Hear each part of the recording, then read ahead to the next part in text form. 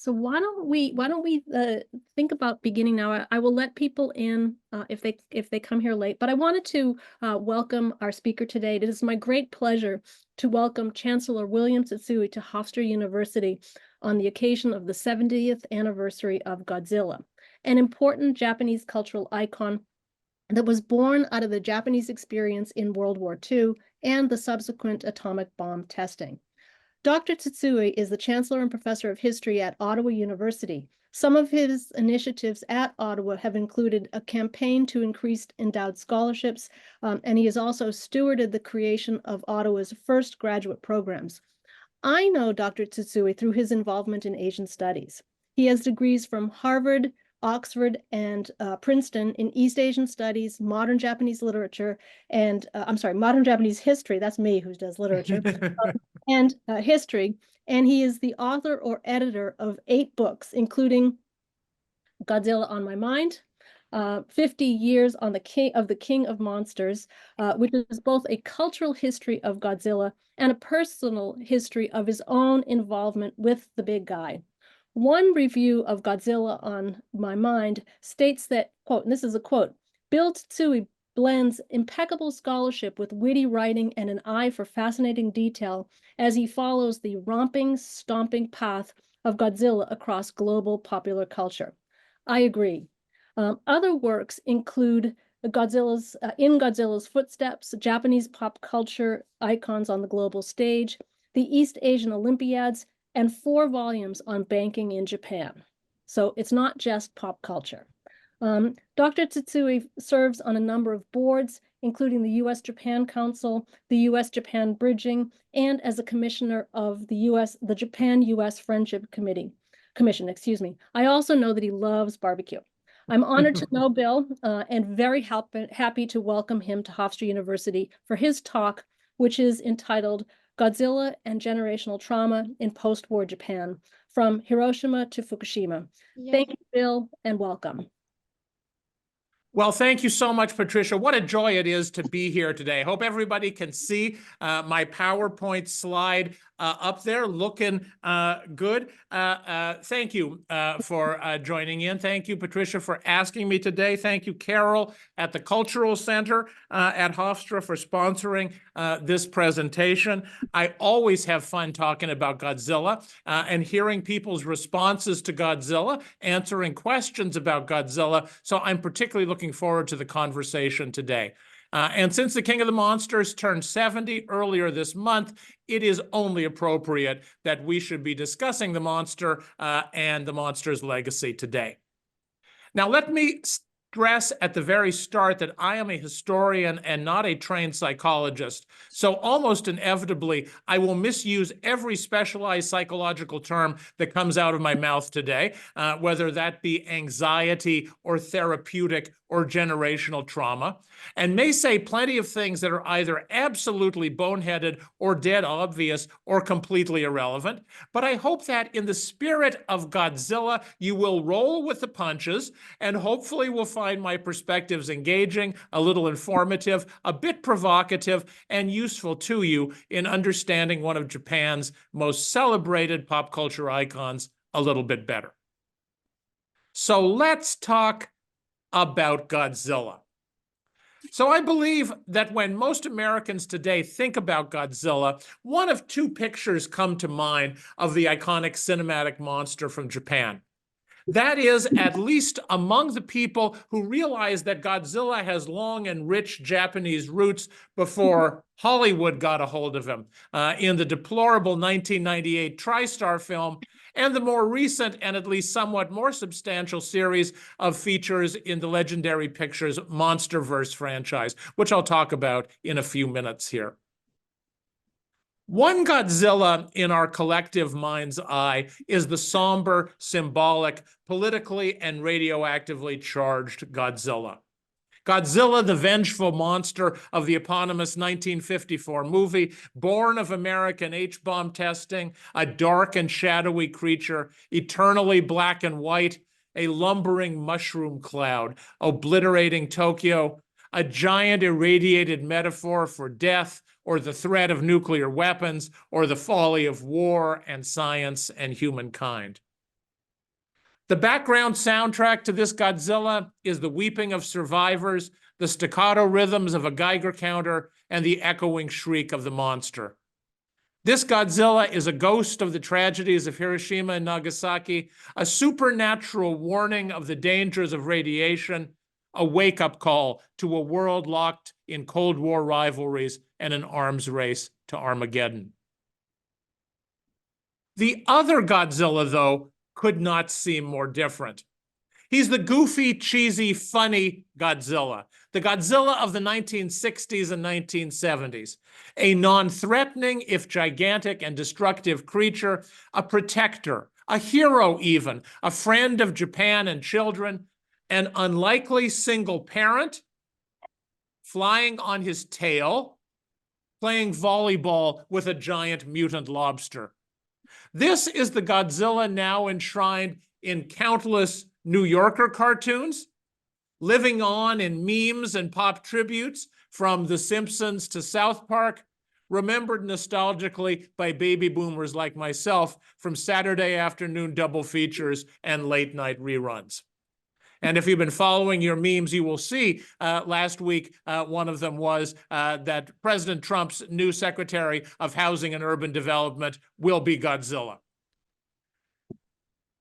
These two imagined monsters, the ominous Godzilla spawned creatively from the atomic bombs of 1945 and South Pacific nuclear tests in the 1950s, and the harmless kitty Godzilla wrestling his way across the Japanese islands before swimming back to Monster Island, could not seem more different, and yet, I would argue, are telling reflections of shifting popular attitudes towards radioactivity, the threat of nuclear warfare, and the promise of nuclear power and nuclear medicine after World War II. In Japan, where the movies were made, in America, where the Godzilla franchise may have been consumed and celebrated more than anywhere else on the planet and globally. Both images, I would suggest, are the real Godzilla.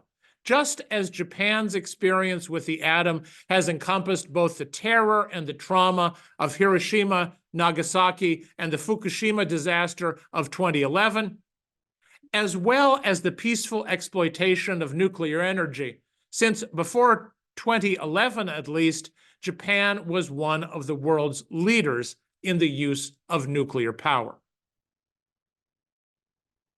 One of the characteristics of modern societies, it seems to me, and to many cultural commentators, is a sense of ambient fear, a pervasive anxiety that saturates daily life.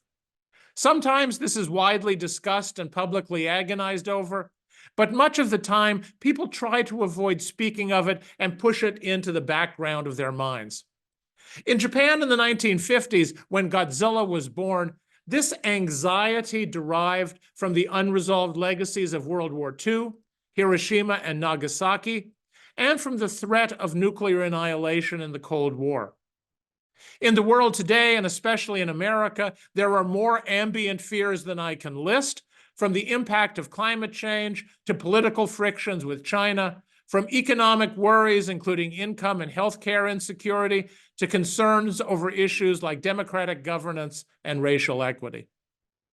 Such anxieties often manifest themselves as a widespread fascination with monsters, a fixation that is born of the twin desire to name and give a face and form to fears that are often abstract or invisible, like radiation or viruses or CO2 buildup in the atmosphere, and to domesticate, control, and imaginatively overcome and thus disempower those things that threaten us. So in short, monsters like Godzilla help us to make our fears more concrete and thus more manageable. Seeing a giant lizard on a movie screen, or reading about Dracula in a novel, or hearing about dragons in a medieval tale allow us to have the cathartic experience of imagining some of our greatest terrors, but also the reassuring and liberating experience of imagining those monsters being controlled and ultimately defeated. And Japan, of course, is an important case study as the only nation to suffer atomic attacks during war.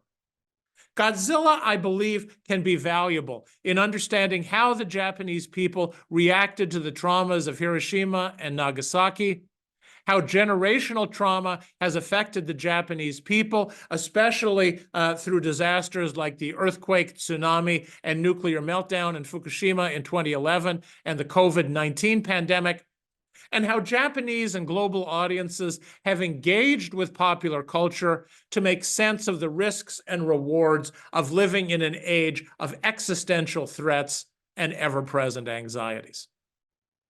So, in my comments today, my plan is to survey the Godzilla series, now totaling 35 live-action films, as a reflection of the evolving nuclear imaginary and enduring intergenerational trauma of the post-war, post-Hiroshima world.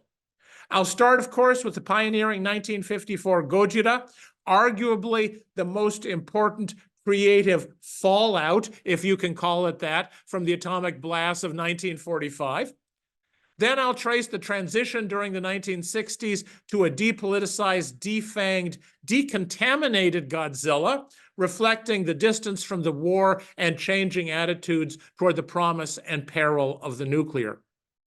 I will very briefly talk about the rise and fall of nuclear specters in Godzilla movies from the 80s into the new millennium, before diving a bit more deeply into the American Godzillas, especially the 4 films in Legendary's MonsterVerse, and finally, the most recent of the Japanese offerings, the marvelous Shin Godzilla from 2016, and last year's terrific Godzilla -1.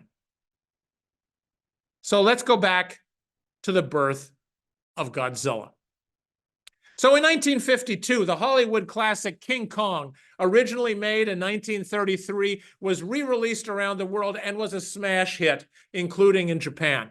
So Hollywood saw the potential in giant monsters, and in the very next year, Warner Brothers made The Beast from 20,000 Fathoms, about a dinosaur released from Arctic hibernation by a nuclear test, which also turned out to be a blockbuster. Now, Japanese movie studios have never been shy about stealing a good idea, so Japanese filmmakers began work on their own creature feature. But Godzilla was created not just out of commercial ambitions at the box office, but was very much ripped from the headlines and conditioned by superpower politics and atomic age fears. In March of 1954, a Japanese fishing vessel named the Lucky Dragon No. 5 strayed into the U.S. nuclear bomb testing zone near Bikini Atoll. The crew was exposed to massive amounts of radiation in the Castle Bravo test, the largest H-bomb test ever. One crew member died, and some of the irradiated tuna on the ship made it onto the market in Japan. The United States government, as was practice at the time, never acknowledged there had been a test, never apologized for the damage and death caused, and paid only very token restitution to the victims. This, of course, was huge news in Japan. It was called the latest atomic bombing of Japan in the media, especially, of course, since the attacks on Hiroshima and Nagasaki remained fresh memories. Godzilla was thus very much born of the atomic bombings of 1945 and reflected Japan's collective trauma, still raw in the 1950s at those horrifying events, at defeat in World War II, and at being occupied after the war by the United States for 7 years. Now, Godzilla was apparently the brainchild of a producer at Toho Studios named Tanaka Tomoyuki, who imagined the story of a reptilian survivor of the Jurassic period that is rendered monstrous by U.S. H-bomb testing in the South Pacific and ends up attacking Tokyo. Tanaka recruited top talent for his picture, since Godzilla was intended to be serious, politically charged fare. He hired special effects wizard Tsuburaya Eiji, who had worked extensively on wartime propaganda films and developed a great facility creating amazing special effects using miniatures during the war. For director, Tanaka hired a guy named Honda Ishiro, who was personally committed to the anti-nuclear message of the film. Honda went on to a very distinguished career in Japan. He served as assistant director to the great Japanese filmmaker Kurosawa Akira. But during World War II, he was in the Japanese army. He was stationed in China. He was captured by the Chinese and was briefly a prisoner of war before being repatriated to Japan after the defeat and surrender. And as was frequently done at the time, the American occupation made sure that Honda and his unit passed through Hiroshima on the way home, so they could see firsthand the power of America, the complete defeat of Japan. And this had a huge effect on the director. It made him a committed pacifist, and it made him anti-nuclear, and he wanted to include that message in Gojira.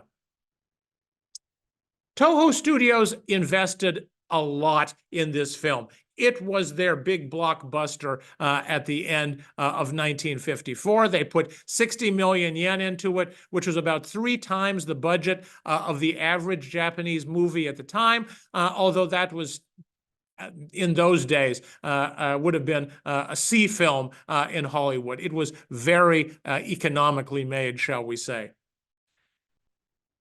Gojira opened on November 3rd, 1953. Box office receipts were strong, and its popularity, as well as its export potential to overseas market, were such that a whole Godzilla franchise was born.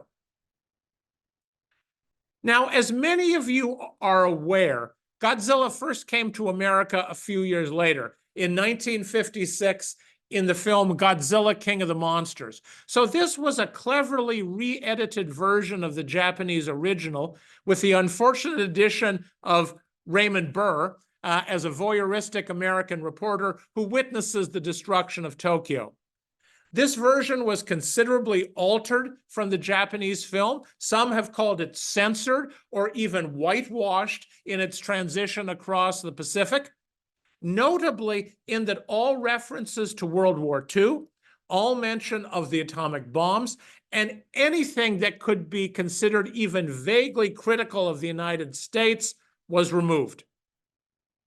The fact, I think, that Gojira had to be sanitized by distributors for American audiences suggests just how sharp-edged, politically charged, and compelling that Japanese film was. It was a hot movie at the time, and to make it palatable to American audiences, Hollywood had to really tone it down. And then it's significant to note the original uncut Gojira was not widely available to viewers outside Japan until 2004.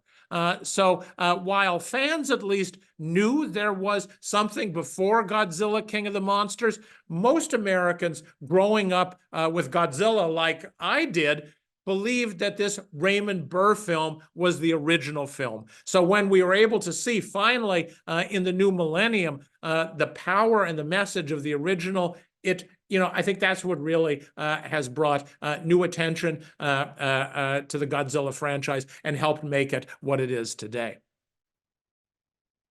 So, Gojira, as you will have known, and I hope everyone or almost everyone here has seen it, is a dark, thoughtful, and very political film. It was made for adult audiences. It is simmering, I think, with implicit criticism of the United States, repressed feelings of Japanese pride and nationalism, and anxiety over nuclear testing and the threat of nuclear war. It masterfully played upon the audience's fears of the mounting Cold War and the lingering psychological and physical scars of Hiroshima, Nagasaki, and the fire bombings of Japanese cities during World War II. Godzilla's deeply furrowed skin, for instance, is said to have been inspired by the keloid scars that affected the survivors of the atomic bombs in 1945. Many Japanese viewers at the time, it was said, left theaters in tears. It was cathartic and therapeutic for a nation still struggling to make sense of its recent history and a world divided by superpower rivalries where Japan was poor and vulnerable and caught between America and the Soviet Union. Part of Gojira's power was that it made visible, explicit, and unavoidable a topic and a source of profound tension within society that many Japanese people still found difficult to discuss openly in the 1950s. During the American occupation of Japan from 1945 to 1952, the US forces aggressively censored discussions of the atomic bombs in the media and film. Even after the occupiers pulled out, the Japanese were hesitant to discuss the traumas of war, the atomic attacks, and defeat. Gojira put the legacies of Hiroshima and Nagasaki front and center, bombarded audiences with images of Japanese cities in flames and people suffering, and challenged viewers to engage both with their painful memories and with their ongoing fears in a world of H-bomb testing and Cold War brinksmanship. In short, Gojira is surprisingly rich in meaning, especially as a sci-fi movie about a giant monster on the loose. It truly is a classic, a powerful anti-nuclear and pacifist statement, and if you haven't seen it yet, put it on the top of your watch list. So to capitalize on the movie's success, Toho Studios, of course, rushed a sequel into production. Godzilla Raids Again was released less than 6 months after the original film, but did not pack the punch of the original or perhaps even aspire to. As the decade progressed and Toho continued to churn out giant monster movies, the nuclear theme remained a constant, but was progressively downplayed. Rodan from 1956 was another dinosaur awakened from slumber by nuclear testing. The beloved Mothra came from a South Pacific island ravaged by atomic tests, where the tribe that worships her could only survive thanks to a magic potion made from red berries that neutralized the effects of radiation. Radiation, in other words, was quickly becoming a gimmick, a useful means of starting monsters on a rampage, but less a subject worthy of sober reflection or existential angst as it had been in 1954 with that original film. The 1960s, of course, brought huge changes to Japanese society and to the Godzilla franchise. Powered by strong exports and growing domestic consumerism, the Japanese economy boomed. Japan in the 1950s was an impoverished, developing nation, still recovering from defeat economically and psychologically. But by the 1960s, Japan was on the upswing. People were optimistic, increasingly affluent, and not so interested, frankly, in seeing their nation destroyed by Godzilla and a parade of giant creatures devised by Toho to battle him. Moreover, Japanese film audiences and the movie industry were changing as well. The introduction of television almost destroyed the big studios like Toho, and by the late 60s and early 1970s, the only predictable audiences for most Japanese films were children. Consequently, the serious message of Godzilla was replaced with more crowd-pleasing fare. The movies became more lighthearted, the storylines more far-fetched, the special effects less sophisticated, and Godzilla was repositioned as a defender of Japan, a heroic figure rather than as a vengeful monster intent on destroying the country. That is not to say that Godzilla didn't address larger issues facing Japanese society and the world. Just that, at least following the 1954 Gojira, the nuclear threat was not prime among them until the 1980s rolled around.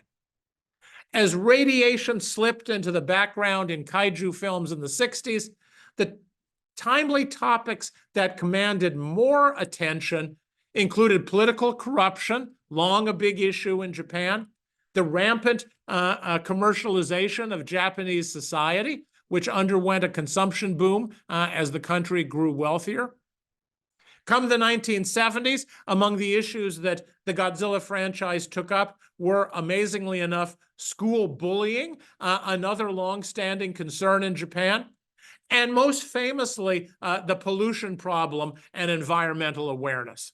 And if you have not seen Godzilla versus the Smog Monster yet, I am sorry, but you are culturally deprived. It is psychedelic and crazy. And you know, it is also surprisingly effective politically. And this is a good moment in the midst of climate change to go back and watch that film.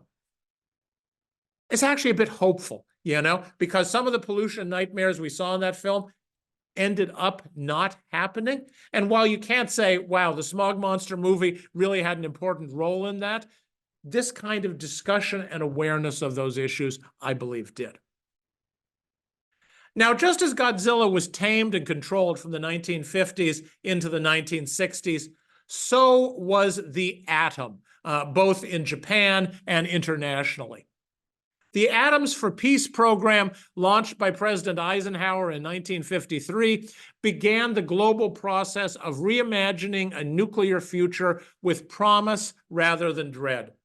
The peaceful uses of uranium for medicine and energy production were portrayed as a silver lining inside the mushroom cloud of nuclear weaponry. The Japanese government embraced the Atoms for Peace campaign enthusiastically, launching a huge public relations blitz in 1955 to promote nuclear power as a source of unlimited energy and boundless possibilities.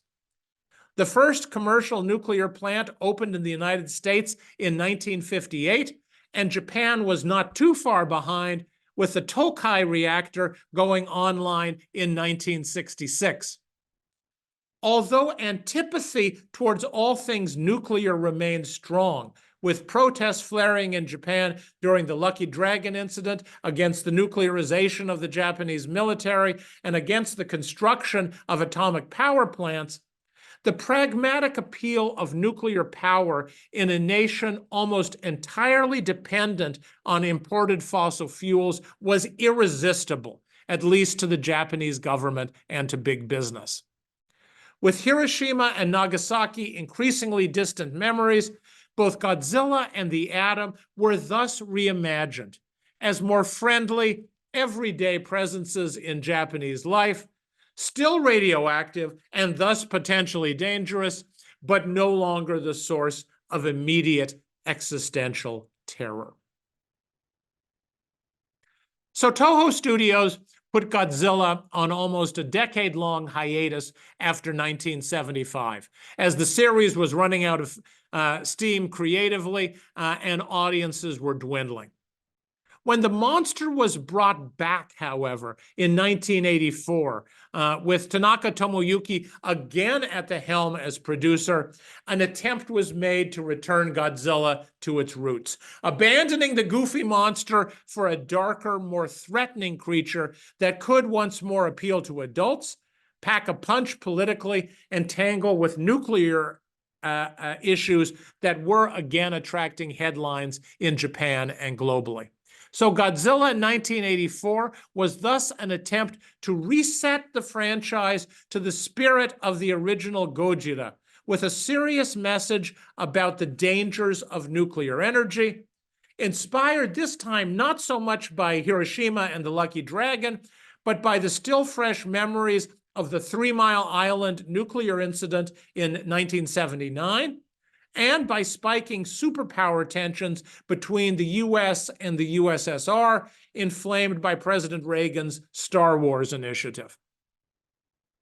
Godzilla in 1984, which featured a nod to the Lucky Dragon incident, an attack on a Japanese nuclear power plant, and a Soviet nuke knocked from the sky by an American interceptor, lacked the gravity and sheer emotional power of Gojira. Remarkably, though, like Gojira 30 years before, American distributors thought Godzilla 1984 was too provocative for American audiences, and once again did a sweeping slice and dice on the Toho movie, even bringing back an aging Raymond Burr to reprise his role in Godzilla King of the Monsters. Perhaps not surprisingly, neither the Japanese original nor the Hollywood edit did particularly well critically or at the box office. So in the 12 additional Godzilla movies Toho would go on to make between 1989 and 2004, all pretense at political messages was dropped, as was the somber mood, while radioactive activity did continue to be an ongoing theme.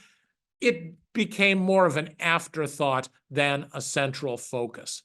Toho Studios does consider the radioactivity of Godzilla to be a defining characteristic of the monster, so that has continued across the years, but how it is showcased in the films has gone up and down very, very much. That brings us then to the most recent crop of Godzilla films.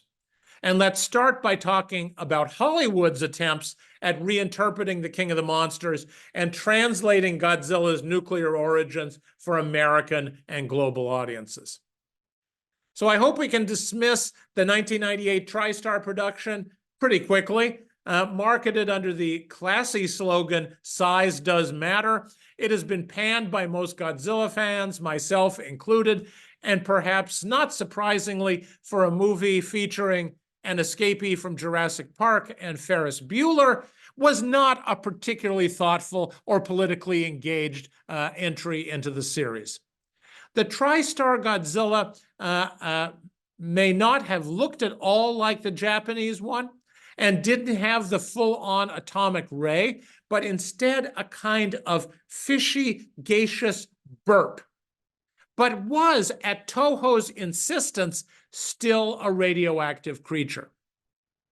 But Hollywood once again tried to absolve American nuclear testing for any responsibility for creating the monster. Okay, so when Godzilla was brought to America in 1956, there's no discussion of American H-bomb testing having created the creature. What did Hollywood do in 1998 rather? Who are you going to blame? Well, if you're not going to blame the United States, yeah, that's it. Blame the French, who we all love to hate, and specifically French nuclear testing in Polynesia. And that's why in that movie, we have the annoying Jean Reno character as a French agent everywhere. So the latest Hollywood offerings, the suite of Godzilla films in the MonsterVerse franchise from Legendary, have proven a bit of a mixed bag, but they have at least attempted sometimes to engage with serious and politically charged issues facing the world in the 21st century. The first Legendary offering, Godzilla in 2014, was successful commercially and critically, channeling, I think, the best of the Japanese Godzilla series and the best of early 21st century Hollywood movie making. It did have a message, it had a heroic Godzilla, and it spoke to timely matters. Specifically, it addressed the human ordeals of natural disasters like the San Francisco earthquake, Hurricane Katrina, and the 2011 triple disasters in Japan. Legendary's second movie, Godzilla King of the Monsters from 2019, was less successful in many respects, notably in its ham-fisted and harebrained attempts to address the threat of climate change. The third film, the long-anticipated Godzilla vs. Kong, was a pandemic classic, ignoring the coronavirus altogether, but offering up some exuberant kaiju escapism. In the midst of quarantines and vaxxing debates in 2021, seeing a big ape whomping on a big lizard, and both of them then whomping on a giant robot, was probably exactly what the world needed. This spring's Godzilla x Kong continued in this escapist vein, and may well have been the silliest movie in the franchise, with Godzilla doing a belly flop off the Rock of Gibraltar, and here, of course, curling up in the Roman Colosseum like it was a cat bed. So if you were looking for substantive nuclear commentary in the legendary films, or any kind of meaningful reflection on Hiroshima, Nagasaki, and their lessons, you were almost certainly disappointed. In Godzilla, King of the Monsters, for instance, it is radiation that somehow, miraculously, and completely unscientifically reverses climate change, refreezes the glaciers, and regenerates Amazonian rainforests. In all the movies, Godzilla may get Geiger counters ticking and scientists into shiny nuclear safety suits, but no attention is paid to the nuclear contamination of the cities that Godzilla ends up destroying. San Francisco, Boston, Hong Kong, Rio, and the list goes on. And not the slightest thought or screen time is given to what surely must have been hundreds of thousands, if not millions, of people killed, injured, and irradiated by monsters battling through their backyards. Most strikingly, though, Legendary, just like TriStar, crafted a new narrative for Godzilla's origins, again absolving the United States and deflecting the blame for creating the monster away from the Cold War and, above all, away from American nuclear testing in the South Pacific. So if you're a follower of the Monsterverse, you will know how this baby works. In the Monsterverse, the Earth is hollow. There's a place called Hollow Earth. It's sort of a alternate universe to what we experience on the surface. This hollow Earth is filled with all varieties of monstrous creatures, including Godzilla. And there's a complex mythology and ecosystem of monsters in this imagined space. In Legendary's view of Godzilla, starting in the early 1950s, monsters from Hollow Earth begin popping into our Earth through the crust of the planet and start appearing in the South Pacific. So that's where Godzilla first appears. So Godzilla is not created by American H-bomb testing, is not necessarily even a surviving dinosaur, but appears out of this Hollow Earth. The story is then that rather than the bombs creating the monster, American forces who are desperate to hide the presence of Godzilla from the world because they don't want to scare people and throw the world into a frenzy. And they also realize that they don't exactly know how to control monsters. And so it would make them look terrible if all of a sudden they were on the loose.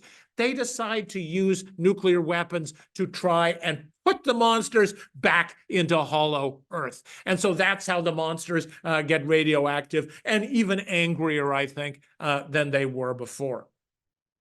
So Legendary, in other words, continued in the long-standing tradition, going back to Godzilla, King of the Monsters in 1956, of rewriting Godzilla's genesis in order to ensure American innocence. But they went even further, portraying nuclear weapons as almost humanitarian tools deployed to control even more fearsome monsters, depicting radiation as a generative, curative force that could somehow reverse all the damage we humans have done to our environment, and dismissing nuclear contamination as something one barely needs to worry about.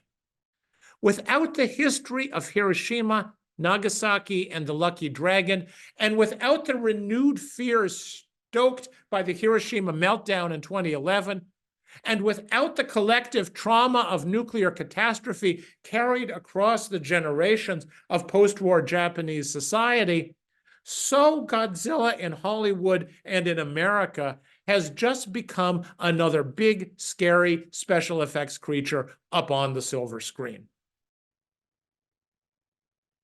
Let me just say a couple words then about the latest pictures in the Godzilla franchise from Toho in Japan.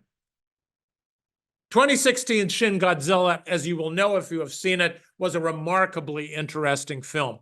Well-made, politically engaged, and sharp-edged, filled with references to the earthquake, tsunami, and meltdown of 2011, generous with criticism of the United States and China and Russia, and absolutely scathing in its assessment of Japan's political leadership, the national bureaucracy, and government incompetence in responding to pressing national disasters.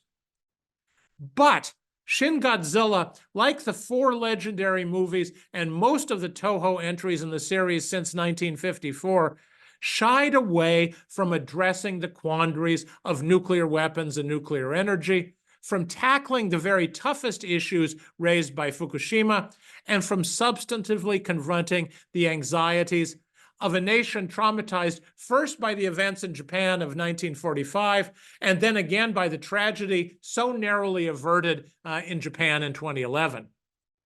In Shin Godzilla, then, the monster's nuclear plume, which evoked the clouds of radiation released by the compromised reactors at Fukushima Daiichi, harmlessly drifts away across Tokyo Bay. A disappointing decision by the filmmakers not to take on Japan's fears of nuclear power with the directness and passion that Gojira's makers took on Japan's fears of nuclear testing in 1954.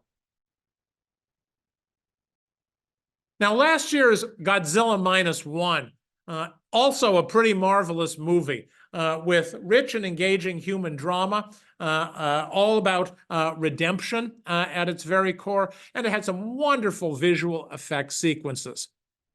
More than any other film in the series, with the possible exception of the 1954 Gojira, Godzilla -1 addresses the lingering toll of World War II and defeat on the Japanese people, with the protagonist suffering from PTSD and the post-war crisis in Japanese masculinity front and center in this movie.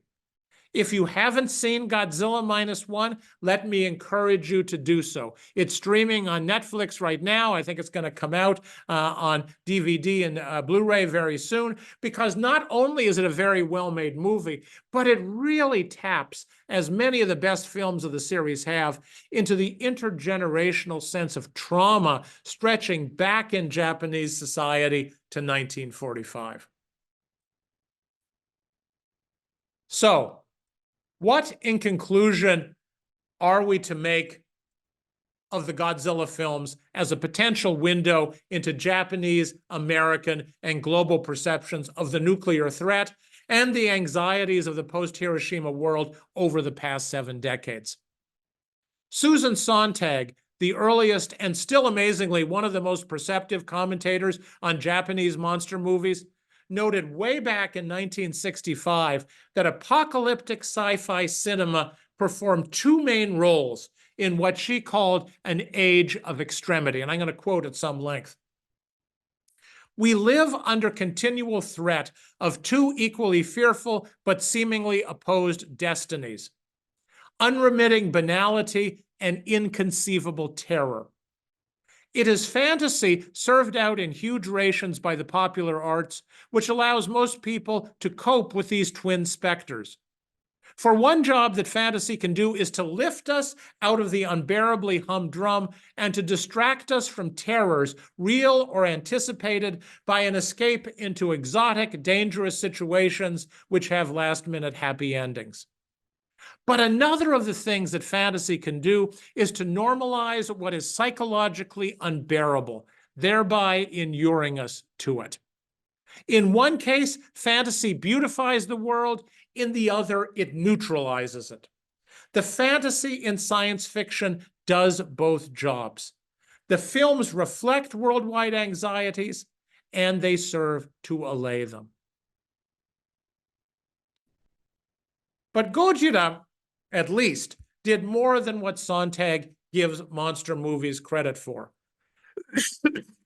The 1954 film was magnificent in wrestling with sensitive and politically charged issues in a compelling, sophisticated, and unforgettable way. And even as the Godzilla franchise has evolved over the decades, and as Godzilla's atomic origins have increasingly faded into the background, the monster has remained an icon of Japan's journey from Hiroshima, Nagasaki, defeat and despair, to being one of the wealthiest, healthiest, and happiest nations in the world, albeit one still haunted across the generations by the legacies of war and nuclear catastrophe. Over the past 70 years, Godzilla has embodied Japan's traumas of the atomic age and modern life, played an important role in transmitting Japan's traumas intergenerationally, and given Japan and the world a means of addressing imaginatively the latest existential threats to stir collective fears and anxieties, whether that be natural disasters, a nuclear plant meltdown, a pandemic, or climate change. On some level, of course, Godzilla is just a movie monster, just a man in a rubber suit. But I hope you'll agree with me that when all is said and done, the King of the Monsters is truly so much more. Thank you very much, and I welcome your questions and comments. Thank you very much, Dr. Tsutsui. That was a wonderful, wonderful presentation. I'd like to ask for questions from the audience. If you could put them in the chat or raise your hand. I would love to hear from people.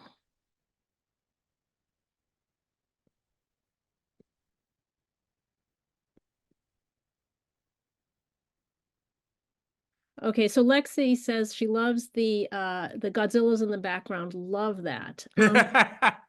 Well, let me tell you a few secrets here. One of that is, while my wife generally puts up with my Godzilla obsession, one thing she will not allow is having Godzilla toys, as she calls them, in her house. So I have to keep them in my office. So this is my man cave.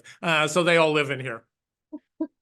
All right, I guess that's very, very interesting. I see that Professor Terazawa has her hand up. Yuki, go ahead and unmute yourself, and would love to hear your question. Can you hear me? Yes. Okay. Hi, Bill. This Hi, is how are you? I made my own lecture a long time ago in Kansas. My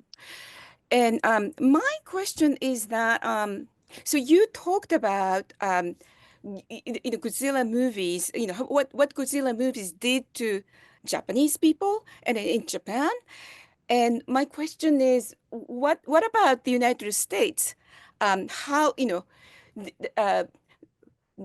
Godzilla movies have a different effects on American audience? And then if so, how different the influence, and then how the audience reacted to Godzilla movies? That's my question. It's a great question. It's a hard one to gauge, of course, because understanding how audiences understand a film can be difficult to gauge. How do you measure that? But I do think that as Godzilla films were introduced into the American market, so the political edge taken off Gojira with Godzilla, King of the Monsters, and then with Godzilla films in the 60s and 70s that were brought across by Hollywood, being edited in ways that made them funnier by U.S. distributors. So, for example, by dubbing the films in ways that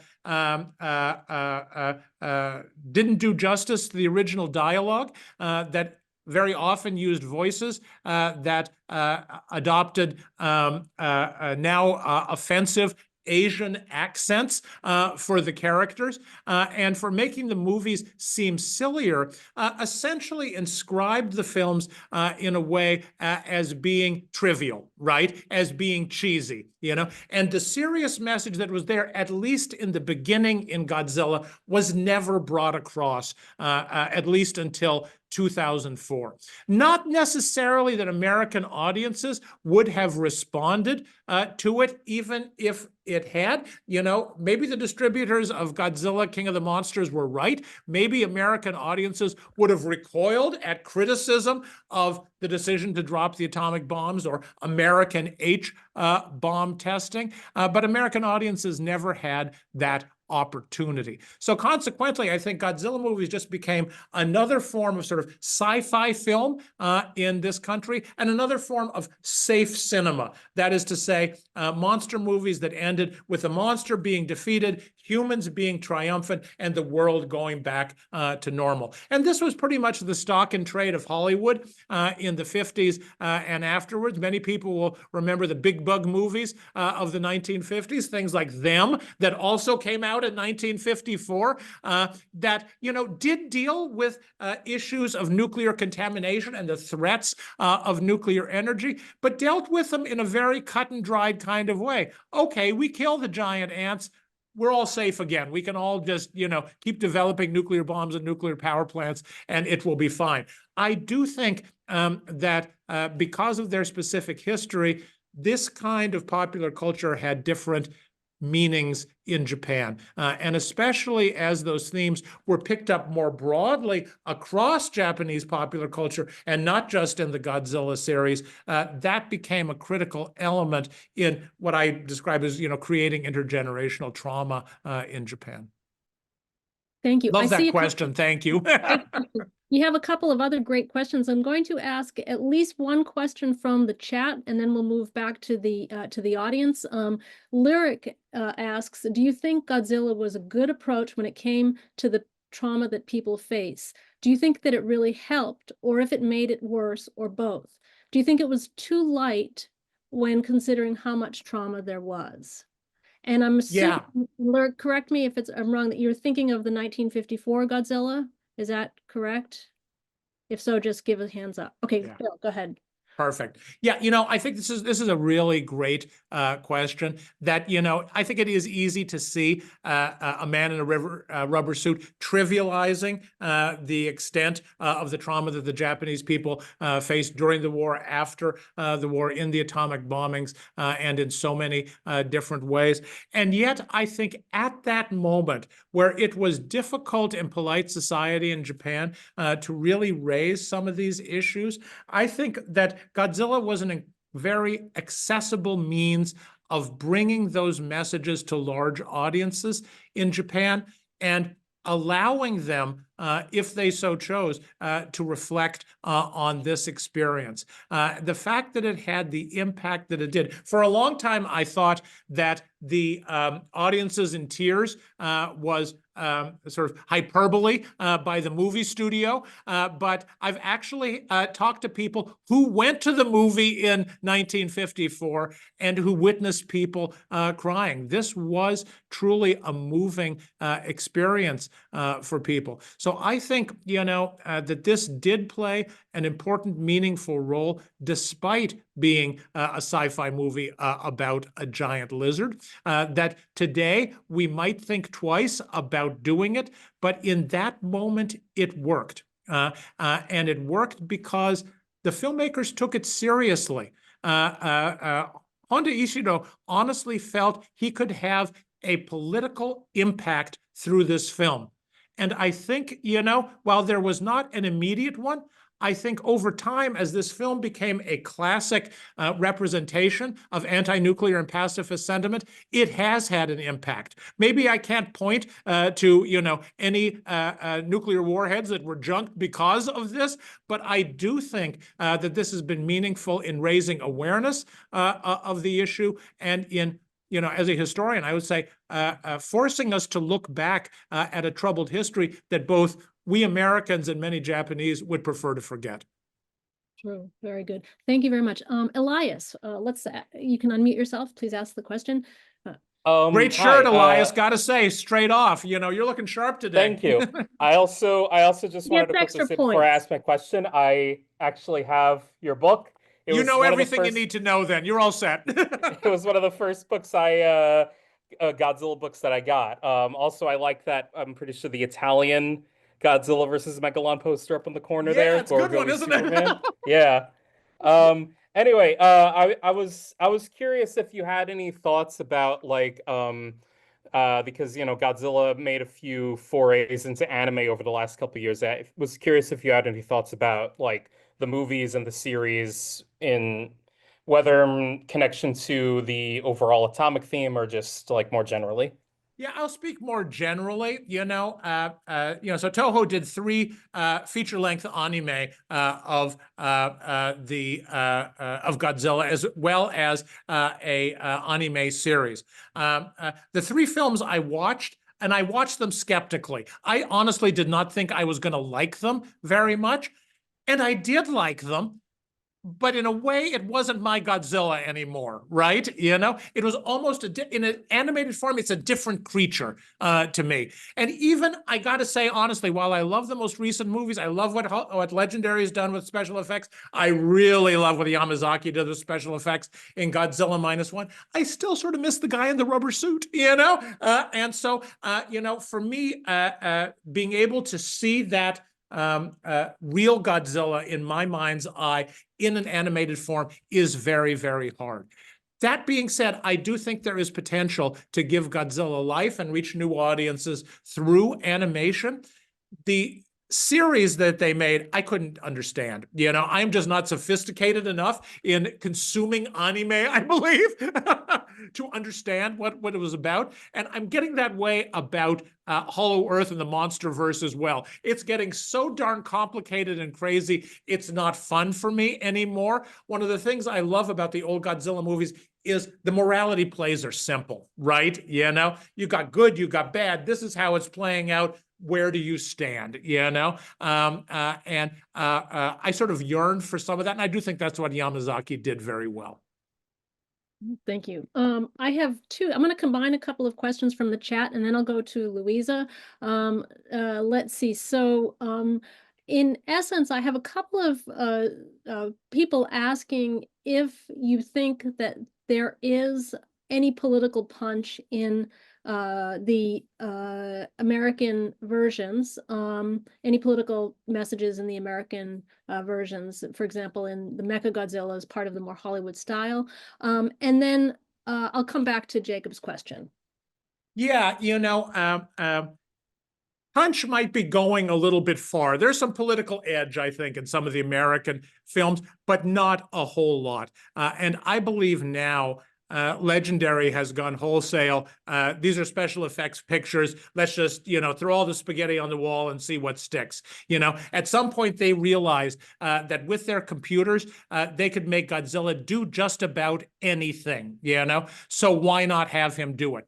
And, I watched Godzilla X Kong, and, I was scratching my head throughout, and it's like, what the heck is going on here? But by the end, I'm like, that was worth $13. I mean, that was a silly, stupid movie that really didn't deal with any of the issues that I expect a Godzilla movie to wrestle with. But boy, it was very entertaining.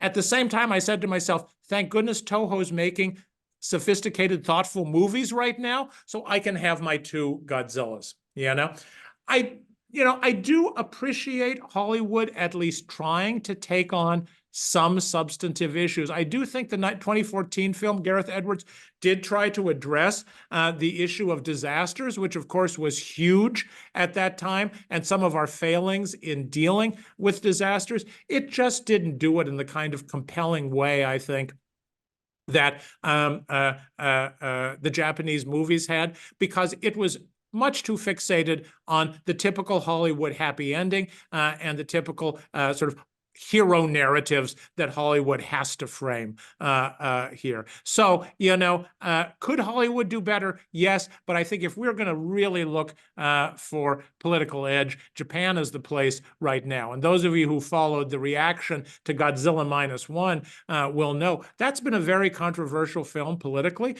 because of what people have seen as right-wing messages in the film. And while, I think we could debate that for a long time, I think it is great that we can talk about a Godzilla movie on that kind of level, as well as just, wow, wasn't it cool the way his dorsal fins popped out when he blew his radiation breath out, which we could also talk about, of course.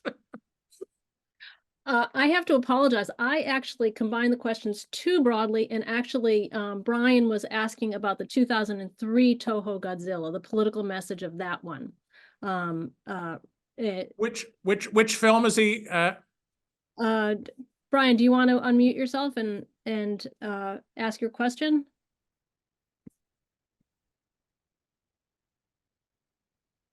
Oh, maybe not. You still there, Brian? In 1 second, he's Okay. All right. Okay. Yeah, I was trying to combine the questions with similar later political messages, and I'm reading too quickly. No worries. Yeah, Yeah. no, sorry about that. I know it doesn't narrow it down, but like, oh, when Godzilla fights Mechagodzilla, because it happens like 7 times in the series. Yeah. But, it's the Godzilla against Mechagodzilla one in the 2000s. Because like, I think you're right. They kind of take a more sci-fi, like a like action kind of approach. But like, I was surprised when because they re-released it, and I found that it was like there was a lot of political subtext with their version of Mechagodzilla.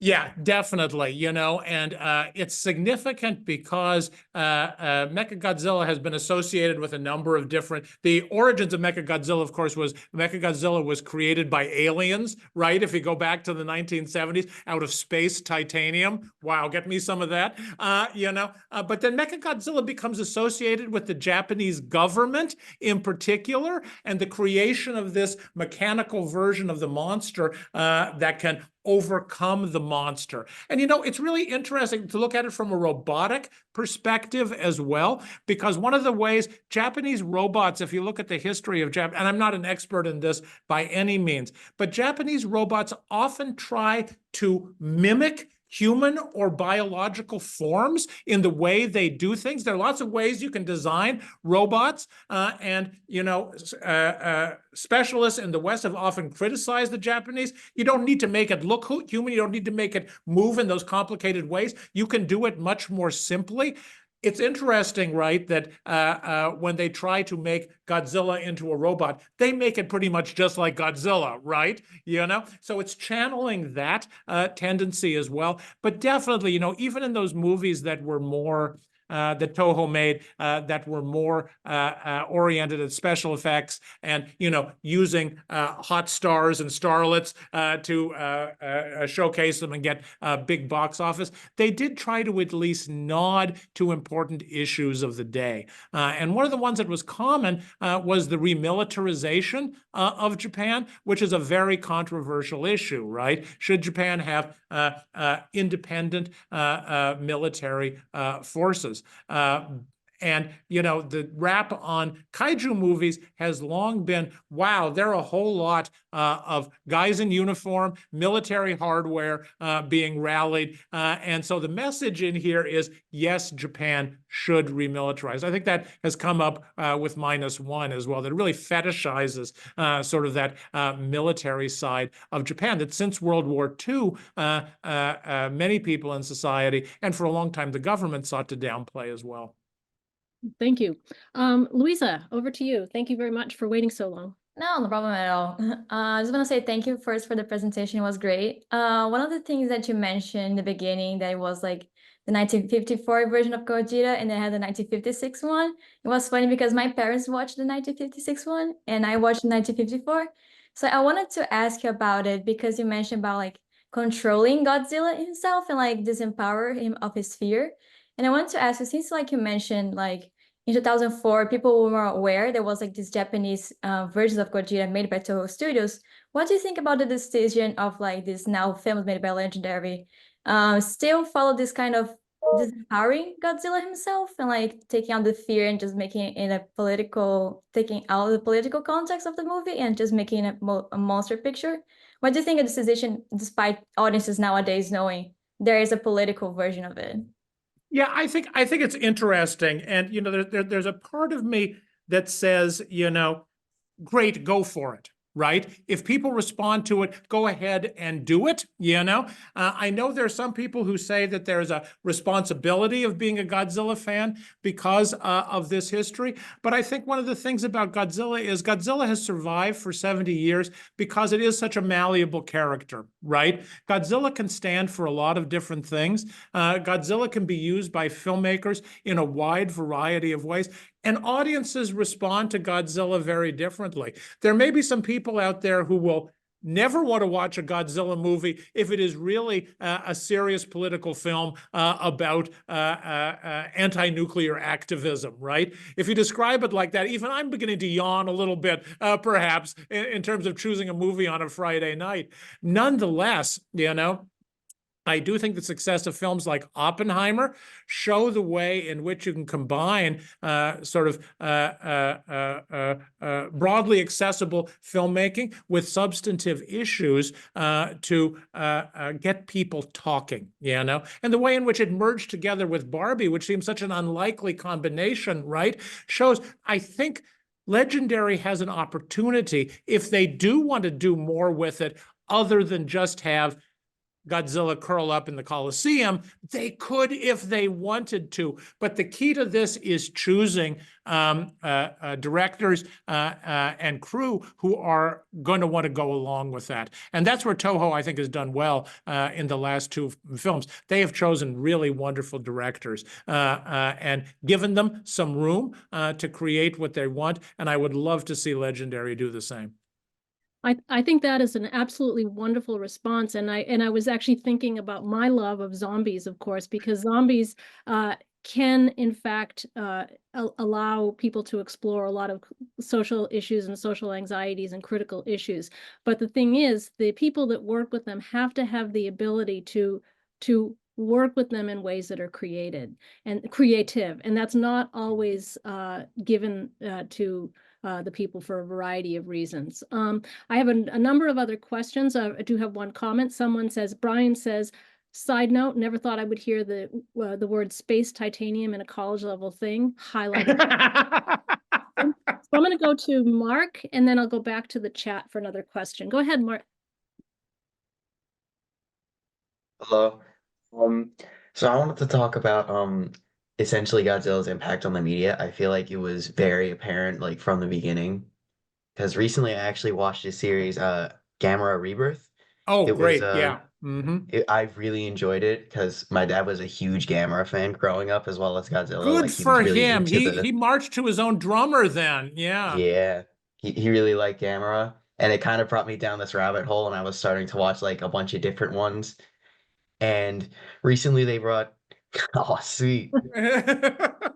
But recently they're coming out with like a new Ultraman show that I heard about, and I've heard it's really good and the animation looks really good, and I feel like Godzilla essentially with Godzilla coming out, it kind of sprouted this huge thing, and now it brought like things like Ultraman and Gamera Rebirth to the forefront again, and I feel like that's a really good thing, personally.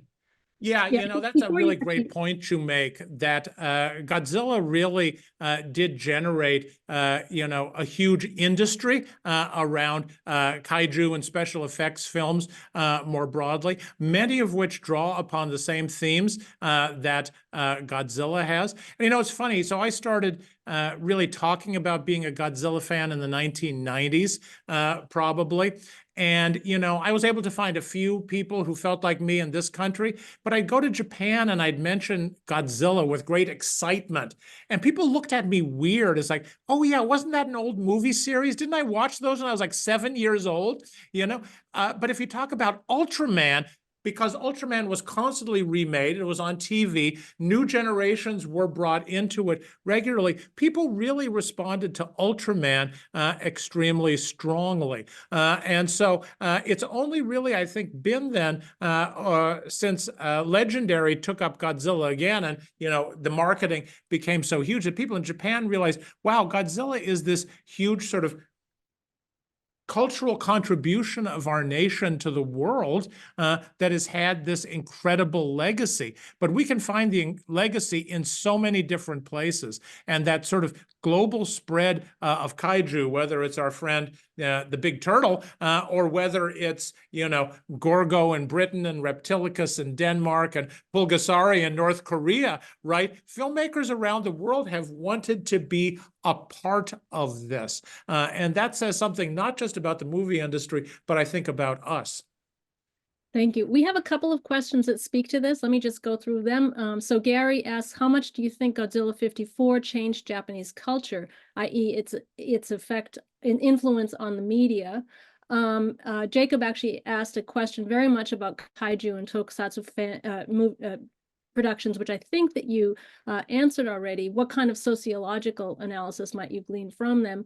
And then Kate wanted to know more about the parallels between, I think, and correct me if I'm wrong, Kate, between the Godzilla symbolism in Japan, presumably of Godzilla 54, and its reception in international context, or do you mean all Godzillas? And there's also a number of thank yous as well. Yeah, so, great question about that impact of the original Godzilla, because recently somewhere I read someone musing on what if there hadn't been a Godzilla, right? Or what if that movie had not been created? And as a historian, I sort of hate the counterfactuals because you can never, come to a good answer for them. But Godzilla was incredibly important, not just in spawning this, genre of kaiju, right? And if you look at film genres, it's sort of rare for a film genre to appear outside of the Western world.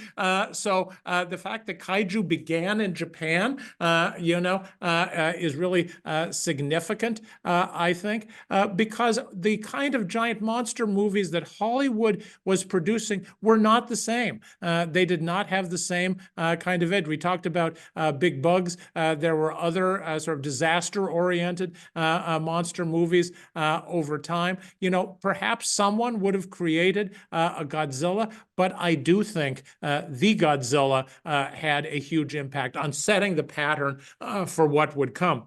It also, of course, had a huge impact on what scholars now call the media mix in Japan, and I think many of you have heard of this. This is the way in which entertainment properties in Japan spread over multiple media platforms and sort of create this sort of tidal wave effect in penetrating all parts of pop culture consciousness. So in addition to being a movie, there will be television series, there will be anime, there will be manga, there will be tie-in novels, there will be the toys, of course. This was really just getting started in Japan in the 1950s. And for a long time, people looked at Tetsuan Atomu, at Astro Boy, as being sort of this seminal figure in the creation of the media mix. But really, I think now people can say, yeah, it was starting with Godzilla for sure, that this was a form of marketing and a form of creativity and a form of involving people in the definition of a monster and of a property that was really revolutionary in a way. Thank you. I think that was a fascinating response. And I actually agree very much with your with what you say about American bug movies and science fiction. But what I do think the US did well with is psychological alien invasion films, such as Invasion of the Body Snatcher and things of that nature, right? Which have lessened the idea of special effects. I have this feeling that American filmmakers, when given the chance to do special effects, kind of throw away any sense that you can do more. But when effects are less the focus, they do interesting things. I think you are so on target, Patricia, with talking about the way America does psychology very well in these films, and zombies are a great example of that too. Because in many ways, I think of zombies as the classic American sort of movie horror that can rival Godzilla. I think one thing that does limit American filmmakers when they've approached Godzilla and other giant monsters is a kind of, Hollywood, to me, has a kind of literalism when it comes to how things look and how things behave. And we see that in terms of looks, in terms of American special effects, that Hollywood has tried to get closer and closer to realism, to authenticity. Not that any of us know what a, 500-foot tall giant lizard looks like or what effect it would have on a city, but they have tried to make it very realistic in a literal kind of way in which you can never get with a man in a rubber suit. Similarly, they have really tried to understand giant monsters in terms of their genetic biological motivations, right? If you go back to the beast from 20,000 Fathoms, why does it swim up the Hudson River and go to Coney Island? Well, we have to explain those were its ancestral breeding grounds, and it's coming back there to spawn. Why does Godzilla attack Tokyo? Who the hell knows? We don't need a reason for that. And in fact, that's what I think makes the Japanese film so appealing to fans is there are just so many open-ended questions that we get to imagine answers for, discuss answers for, and create our own narratives for that Hollywood doesn't let us do all that often. Thank you very much. Gary, go ahead. I just want to ask, I'm not sure if you said this already. Based on what you said before, what's your opinion on Shin Godzilla? Yeah. Love the movie, think it did a lot of very creative things. So the metamorphosis of the monster over the course of the movie, very, very cool, right? Because one of the challenges that any director that takes on Godzilla has to wrestle with is what are you going to do different from everyone else and yet still be true to that essence of what Godzilla is? And I think Anno did a nice job in that film of doing it. I do think, that its commentary on Japanese government and society is appealing about the film. It is very critical of Japan's sort of aged political leadership that is not terribly effective in dealing with 2011, is not terribly effective in dealing with Godzilla either. They're great at putting on blue jumpsuits, having press conferences and meetings, but not at taking real action. And then really suggesting this idea of generational change as being crucial to the future of Japanese politics. I do think, though, like some other Japanese Godzilla films from the early part of the 21st century, there are some not such great dialogue in the film. The entire theme with the U.S. and the Soviet Union is perhaps not as subtle as it could be. They do a little bit too much there, and yet I think it is a very, very good film and sort of, very much one of my favorites. Oh, thank you. I just like to okay. I just like to add, like, based on like when I saw the movie, I was kind of surprised because they depicted the what's his name, the head government official as more as a dunce than as someone who's malicious. But in a U.S. sense, if a U.S. director were to create something like this, they would have obviously made the government official more malicious, but more evil. That's more right. Evil, yeah. That's a really good observation, but that I think is one reason why it to me was effective as a political statement to portray the Japanese government as just being sort of clueless rather than being actively trying to be bad. And, we can debate that one for a long time, but, I think that's a reasonable place to start the conversation. Okay, thank you. That's really great. It is really great. Okay, I think we have time for one or two more questions. Do we have one or two more questions for our guest? Yes, go ahead, Yuki. What I've been thinking is that Godzilla, even though American Godzillas may not be as good as some Japanese Godzilla movies, it seems that Godzilla became kind of a part of American culture. Um, and the, and I see some of that in other Japanese pop culture. I mean, the only thing that I can think like right now is like something like Hello Kitty. I don't know, Yeah. you know, Uh-huh.